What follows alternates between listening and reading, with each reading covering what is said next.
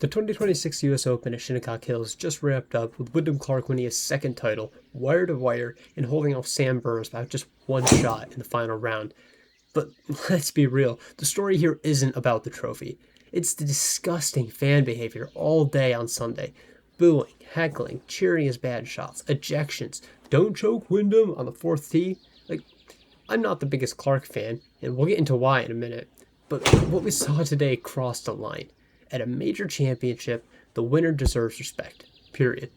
Stick around, because we're going to be breaking down exactly what happened, why the fans turned on him so hard, and why this whole thing says more about golf culture than it does one guy's temper. First, some context, because there's a lot of this that didn't start on Sunday. Wyndham Clark won the 2023 US Open at Los Angeles Country Club in dramatic fashion, beating Rory McIlroy down the stretch. Solid player, good ball striker, fiery competitor. Then came 2025 at Oakmont. He missed the cut, back-to-back 74s or something, and in a fit of rage, he kicked in two lockers at the historic men's locker room. Photos went viral, the club banned him from the property until he paid for repairs, made a charity donation, and did anger management courses. He apologized, called it a moment of rage, and said that's not who he is. But it wasn't isolated. There have been other outbursts. Throwing clubs, broken clubs, slamming bags, the whole thing. And yeah, there's a reputation for not always showing the course or facilities the respect they deserve, whether it's divots, bunker rakes, or just general etiquette in the locker room on a property. It adds up. So when Clark showed up at Shinnecock this week, leading wire to wire and looking like he might win again, a chunk of the golf world was already primed to root against him. Adding the fact that he was playing with Scotty Scheffler, who was chasing the career Grand Slam, and New York crowds being, well, New York crowds, it's a powder keg. Sunday wasn't pretty for any aspect. Clark started with a 6-shot lead, played okay, and closed it out with a 3 over 73. It's not exactly what you want to see from a final round statement, but with the gallery, honestly, I can't blame him.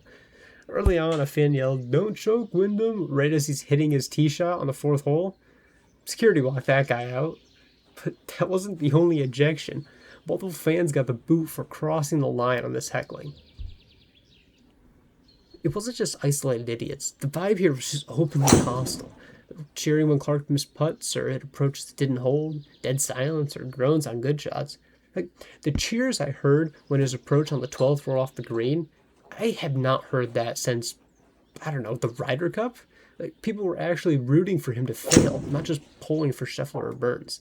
And Clark felt it. After the round, he basically said, "Yeah, New York didn't really like me today. They definitely didn't want me to win." He called it a pretty rare US Open to have fans booing your shots or cheering your mistakes. There's also the rules thing from Saturday, the third round at 17, the relief drop after his ball ended near the camera stand or whatever. Some fans were pretty salty about that, claiming he got favorable treatment, which that didn't help the mood, but honestly, you can't blame him.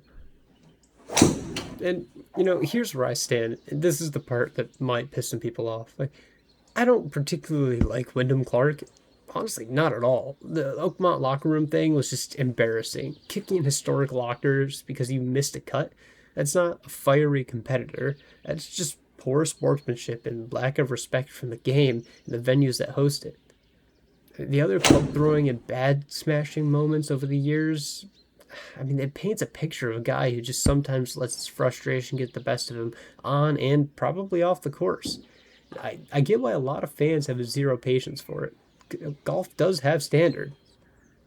But this is a big but. What happened today was honestly worse. You don't treat the US Open champion like that. You don't cheer against the guy who just beat the field on one of the hardest courses in the world when he's in the final group on a Sunday. You don't yell, "Don't choke," at a major. You don't celebrate his mistake like it's a football game when he's on the rival team. Golf is supposed to be better than that. The game that prides itself on etiquette, respect, and class from players and spectators. Majors especially are sacred. When you cross into personal abuse and active rooting against the eventual winner, you're not holding him accountable. You're just being a poor sport and making the entire sport look bad. Clark earned that trophy the hard way this week. He led wire to wire at Shinnecock. He didn't even fold when the crowd turned on him. He answered every charge, deserves acknowledgement, and if you're not a fan of the guy personally, well, it doesn't matter.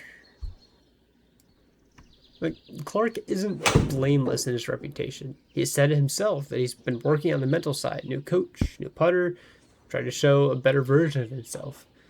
Winning this might be a start of some redemption, or it might not, because, actions do speak louder than words, especially when those words are in press conferences.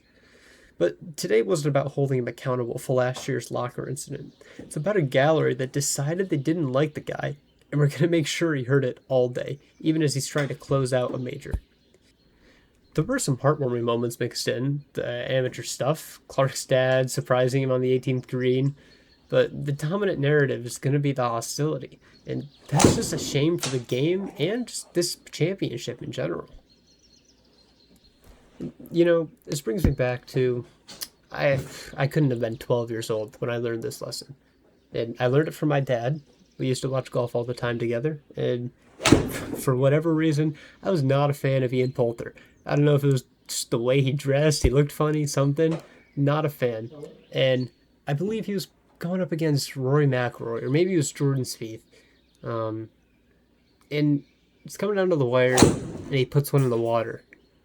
And being the kid I was excited. Like, my two favorite players, for one of them, I don't remember which one at this point, but whoever it was one of my favorite players, and they were gonna win. And I kind of cheered. I'm like, oh, no way, that's awesome. But I learned quickly, even myself, right after saying that, I'm like, that probably shouldn't have done that. And my dad made sure to say, like, hey, that's not cool, And this is in front of my TV set. I can't even imagine going out to a U.S. Open and doing this while on the grounds, and the eventual winner is just sitting right in front of me, and you yell, "Don't choke!" Like, I don't know. I'm not much of a shrink the game kind of person, but this is a bit absurd. So here's the bottom line: Wyndham Clark won the 2026 U.S. Open fair and square. The fans crossed the line. And heckling and the open hostility, you just can't do that, especially at a major. Respect the champion, respect the game. I'm not saying Clark is suddenly everyone's favorite or that he passed the behavior test, but what happened today just can't happen again. What do you guys think? Was the crowd justified because of all its history? Did they go too far? Did any of you think they didn't take it far enough? If you put them in the comments, I read them all.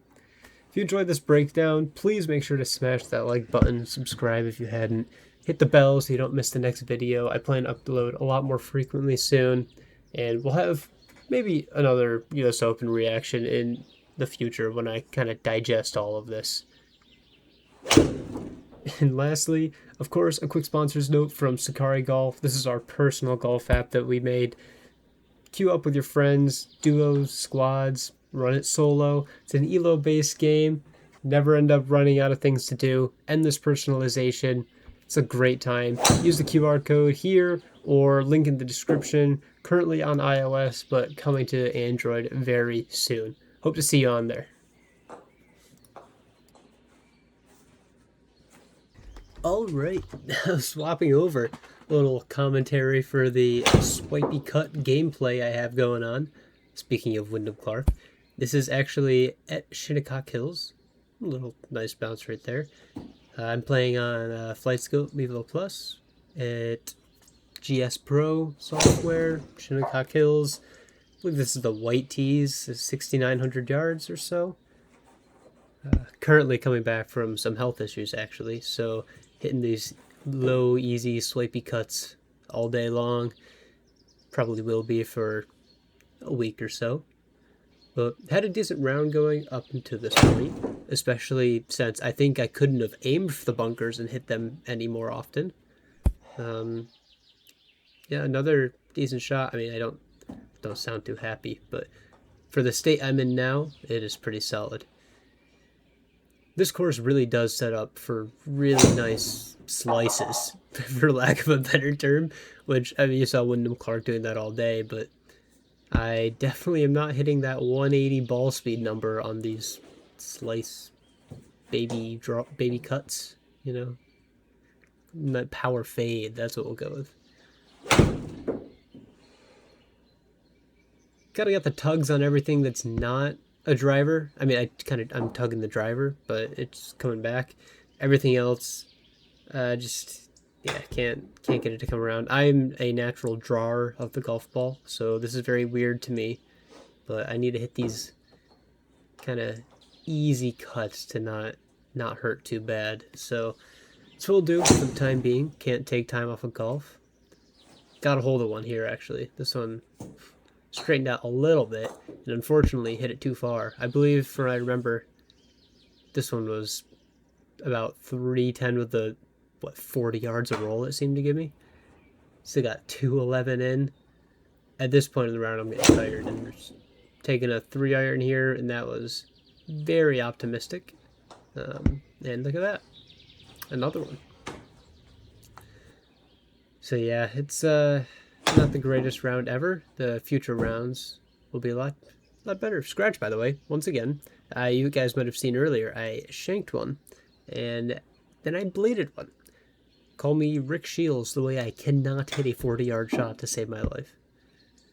Then, what do you say, I ended off here on a little unlucky chip, landed 6 inches. A little too short. I mean, a long ways, but... Now let's see. These par 3s killed me all day. I mean, another bunker. I don't know. I'm going to start hearing the beach in my nightmares or something after this round. This, of course, I would love to play. I actually live a few hours from here. Not that I'm ever going to get the chance, but Bethpage is the closer one. That one, I've got a shot. I could camp out one night with some friends. I got some to call that would totally play. What a view on 18, though, right? Perfect place to, you know, park up a chair, hear the waves on the beach, build a sandcastle. You can see I'm very excited about that from my reaction. So, take a little 3, no, this is probably a 5-iron. Everything's going a little shorter, and I actually got a hold of this one. And you'll see I got a little beauty of Shinnecock keeping me on the green. Doesn't happen all that often, so I will take it. Yeah, that looks like a 4/74, I believe. So not a terrible round, especially for just coming back. I've only been playing for a few days again, so I'll take that. We'll see what we can shoot next week. I'm planning on doing a follow of the PGA. I'll just play along on the GS Pro and see what happens. So, all right, I'll see you next time.